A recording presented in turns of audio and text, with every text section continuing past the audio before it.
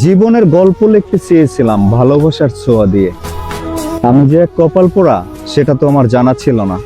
খাতা কলম নিয়ে যখন টেবিলে বসলাম যে জীবন কাহিনীটা একটু সুন্দর করে লিখি, তখনই আমার স্মৃতি মগজ জাগ্রত হয়ে উঠল যে তুই তো একটা দুঃখী মানুষ, তোর জীবনে লেখার মতো কিছু নেই।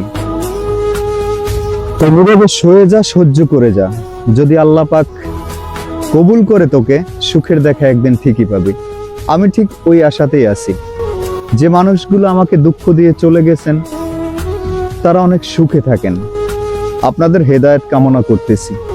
যাদের ভালোবাসা আমি পেয়েছি তাদের জন্য আমার হৃদয় থেকে অফুরন্ত ভালোবাসা থাকবে সবসময়, কারণ আপনাদের এই ভালোবাসাটুকুই আমাকে বেঁচে থাকার অনুপ্রেরণা যোগায়। তাই আপনাদের কাছে একটা অনুরোধ থাকবে, আমাকে যারা ভালোবাসেন অন্তত তারা কখন ছেড়ে যাওয়ার চিন্তা করবেন না, কারণ আমি সত্যি একটা ঠকে যাওয়া মানুষ। আমার লাইফে অনেক কষ্ট আছে।